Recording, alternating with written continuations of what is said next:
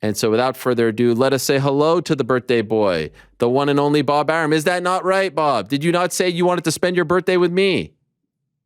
Absolutely, at least a few minutes with you. Yes. I have other plans for dinner tonight, Okay. but I'm happy to talk to you. Okay, it's a great pleasure and honor as always, and happy birthday to you, my friend. Could I ask what does someone do on their 90th birthday? How are you actually spending this special day? Well, nice. I had lunch, a wonderful lunch at a great restaurant with my wife. And then tonight we're going to a restaurant in New York, Elio's, where my wife and I met over 30 years ago. And all my kids and her kids are coming for a 9th birthday dinner. And meanwhile, while this is going on, I must have had 200 calls and messages and emails from people all over the world wishing me a happy birthday. I just got one from my senator from Nevada, Jackie Rosen, who I'm sure is calling to wish me a happy birthday and not to get advice from me on foreign affairs. I actually feel like a birthday is very stressful because you have to have all these conversations about the state of your life with all these people who want to talk to you on this particular day, and you kind of just want to be left alone. Do you feel the same way? Well, it depends on the birthday. Mm-hmm. I think if, 0, 5 are birthdays that people look at as being special. If it's 1, 2, 3, and 4, or 6, 7, 8, 9, it's ordinary, and they give you some peace. Yeah, I agree. I agree with that. Okay, so this is a special one. I mean, it's 90. By the way, you're in New York to promote a big card on Saturday involving the great Vasily Lomachenko, and what a great time it is right now in that weight class. You're working. You're still working at 90. You're still thriving. You're still kicking butt. Did you ever think in a million years that you'd still be working at the young age of 90? I really never gave it a thought. Growing up, people lived in their 60s. So the idea, and if you lived to your 70s, it was like a miracle. But I remember 2 great uncles when I was growing up, each of whom had passed 100. Wow. So I sort of felt that maybe I had some gene that would give me longevity. And it looks like it's come about. Favorite decade so far for you? Like, what was the best decade of your life? I would think it's hard to differentiate between the 70s and the 80s. The 70s was Ali coming back from the 3.5 year enforced idleness because of the draft situation.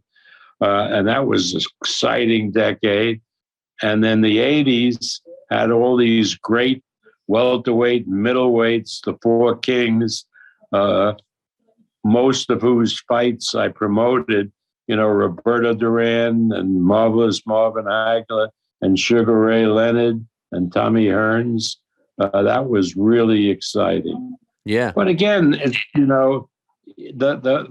the fighters from every decade play a part in your life, whether it's Manny Pacquiao or Oscar De La Hoya or Big George Foreman and his comeback. So I really enjoyed the time, which is most of my life, that I've been promoting boxing. Yeah, now you're promoting Muhammad Ali's grandson, Nico Ali Walsh, as well, who is competing on this card on Saturday. How wild is that for you, his grandson? Well, it's wild because I knew his mother when she was a little girl. Wow. She's a twin. and she's Belinda's daughter. And I remember her when she was, couldn't have been more than 6 or 7. So for me, it's really exciting to be associated again with the family and this young man who may very well be a good fighter. We'll have to see, but looks like he has a lot of ability, and he's such a nice young man, so intelligent, so articulate, and obviously he comes from a terrific family. Just a couple of weeks ago in New York, what a crazy scene it was when your guy, Teofimo Lopez, lost to George Kambosos, but it wasn't a top-ranked card, of course. It was under the Matchroom banner after the whole mess with Triller. When you see that happen and you're not involved with it, and he's coming off that incredible win over Lomachenko and the mess of the past year, what happened? Like, does your heart break? What is your reaction when you see Teofimo Lopez lose like that? Well, he shouldn't have been in the fight. He was lucky he didn't get killed. I mean, there's no excuse, but they didn't take weight off properly. His esophagus blew up. The doctors, he was in the hospital afterwards for 4 or 5 days. And the doctors said that if he had taken a real tough shot to the lungs, he would have died. So, I mean, that's, to me, is inexcusable. Inexcusable. I mean, Eddie was putting the fight on. He was the promoter. He had no background with Teofimo. We would have spotted it right away and pulled him out of the fight, because you can't risk your life just to make a payday and get a fight on. And this whole thing has been a perfect storm. Lomachenko, when he lost to Teofimo, apparently had a bad shoulder, which I didn't know about. And so his strategy was to, in effect, do very little for the first few rounds and just fight the back 6 rounds or the back 5 rounds of the fight. And he lost on points. Well, that's his fault, nobody else's fault. And I know that because 2 days after the fight, Dr. Neil Alatraj, the orthopedic surgeon, operated on his shoulder. So again, you had Lomachenko fighting Teofimo with a bad shoulder, and then Teofimo winning that fight, and then fighting Kambosos with a bad lung condition brought on by taking off the weight in an improper way. I mean, he had nutritionists with him in all prior fights, and for some reason fired them, maybe to save money. I don't know why. And I think that was why he was so screwed up going into the fight. But it is what it is, if they don't take care of themselves and they think they can win going in with serious injuries, that's on them, nobody else. Do you think that there's a chance he never fights again because of this issue? I have no idea. I've talked to him every day last week. This week, every day this week. And he's still not feeling well. And I hope that he recovers and gets the proper preparation if he decides to fight again.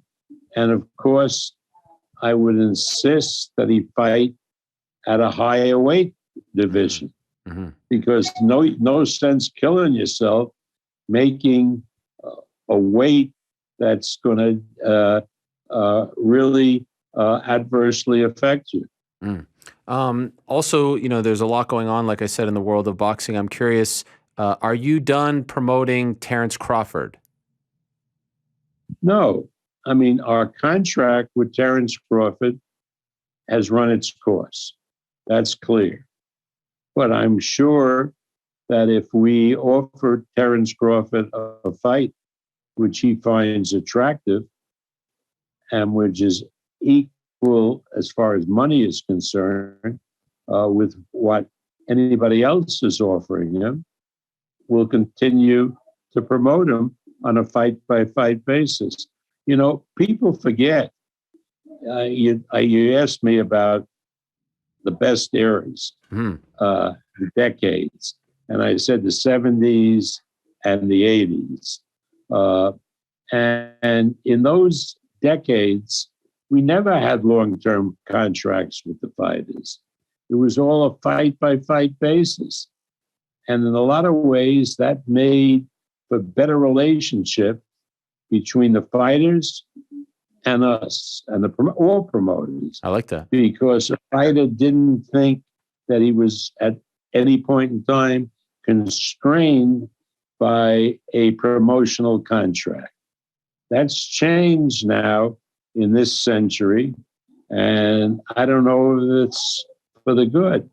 But Terence had a contract, long-term contract with us, which is now expired. So he's a free agent, like in any sport, and he will do the best for himself going forward. And if it's with us on a fight-by-fight basis or with another promoter, that's up to him.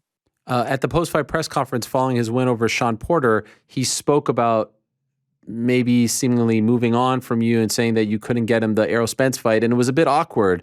You didn't say anything in that moment. Was it awkward for you? No, because he's right. If that's probably the biggest fight for Crawford is Spence, and it would be easier for, say, Al Heyman to make that fight. The problem is the fighters will want so much money for that fight that any promoter putting it on risks a big loss. That's what fans don't realize. You see, in boxing, not in UFC or Bellator, we have to put fights on and hopefully either break even or make some money. With a Crawford-Spence fight, that becomes very, very difficult because of the purse demands of both fighters. Interesting. And, Al probably, if he wanted to do that fight, would want Top Rank and ESPN to be a partner, to share the risk and maybe to bring in extra revenue. You understand what's happening on the pay-per-view.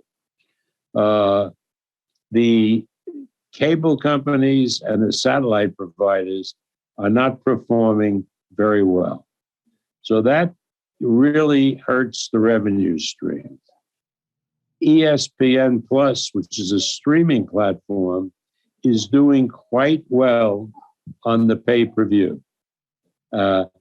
You see that UFC only has ESPN Plus on its pay-per-view. Mm-hmm. We did that for Crawford and Porter, but no promoter can put a fight on ESPN Plus other than Top Rank because we have an exclusive arrangement with them. Mm-hmm.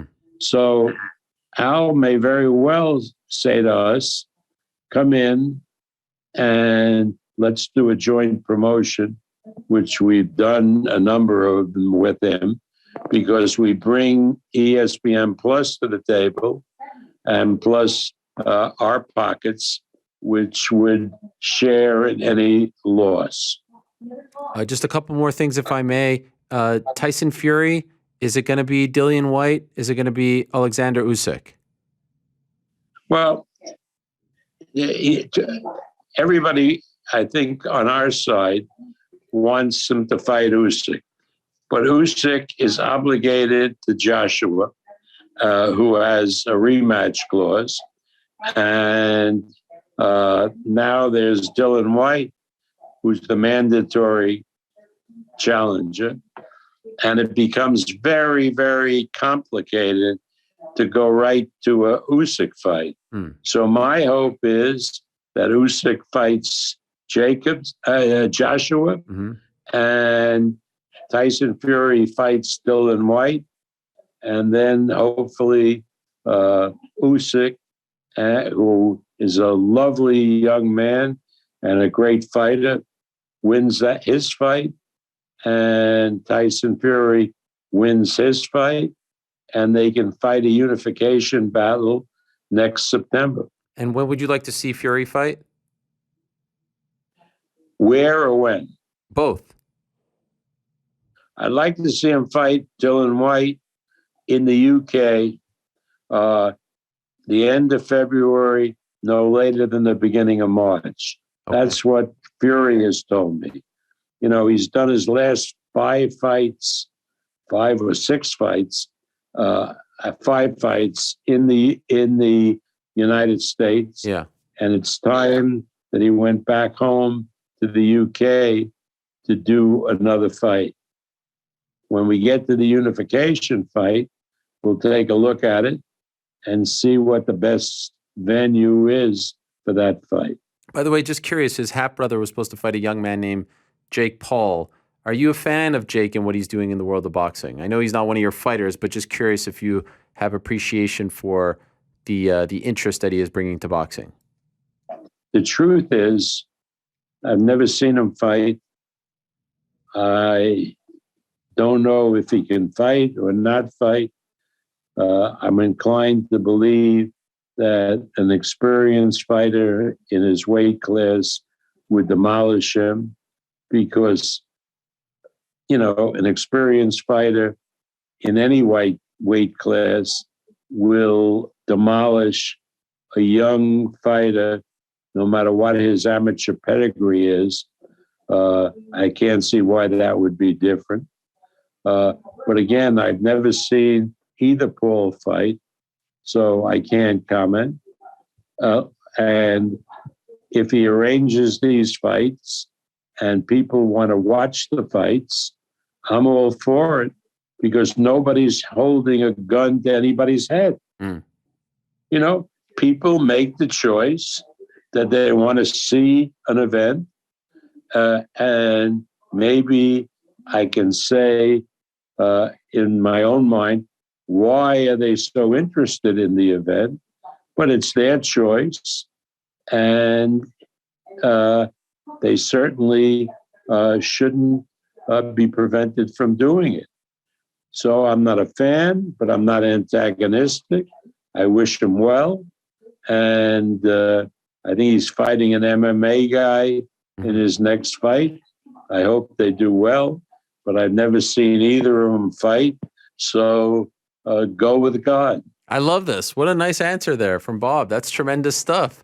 I mean, you've come a long way from when we talked in at Yankee Stadium about MMA all those years ago and those comments that spread like wildfire. I mean, this is a very nice sentiment from you. Can I ask you before I let you go, Bob, do we want to keep doing this? I mean, like, God willing, we're living till 120, as they say in our religion, right, Bob? That's what we say to people on your birthday. May you live to 120. 120. Moses lived to 120. That's right. That's right. Yeah, and I'm 3/4 of the way there now. You're killing it. You're doing great stuff. But do we want to keep traveling and going to these events, or do you want to slow down at some point? Why slow down if you're having fun, right? Yeah. Why? I mean, you know, people say that. How can you do that at your age and so forth? Well, do they say this to somebody who's up in age who wants to go out on the golf course a couple of times a week. No, because, hey, they're entitled to recreation. It's good for them to be active physically. Well, I look at it the same way, except there's a mental aspect to it, and as well as a physical aspect, going to the arena, or going to the press conference, and I enjoy what I'm doing, just the way a senior playing golf enjoys what he does. But I'm making money doing it, and he's not. So it's good for me. Well, I hope that you are promoting fights until 120 and beyond. Thank you for spending some time on your 90th birthday. Mazel tov on this great accomplishment. Yom Huledet Sameach. You know what that means, Bob? Yom Huledet Sameach? No, what is that? That means happy birthday in Hebrew. Oh, yeah. My sister and brother-in-law arrived yesterday from Israel to help me celebrate the birthday. So I'm sure they'll give me that greeting when they see me. I love it. And of course, you get to celebrate this Saturday with a big card headlined by Richard Comey versus Vasily Lomachenko, also the grandson of Muhammad Ali, Nico Ali Walsh, and also Keyshawn Davis, who is a big-time prospect. A lot of people are very excited about him, silver medalist in the Olympic Games, competing once again for top rank. So I wish you and the team all the best, and I wish you a very happy birthday, Bob. It means a lot that you would come on your birthday. Thank you so much, and I wish you many, many more years of good health, good fortune, and all the good wishes to you and your family.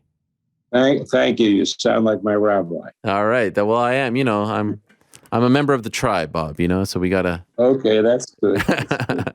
All the best to you, Bob. Take care.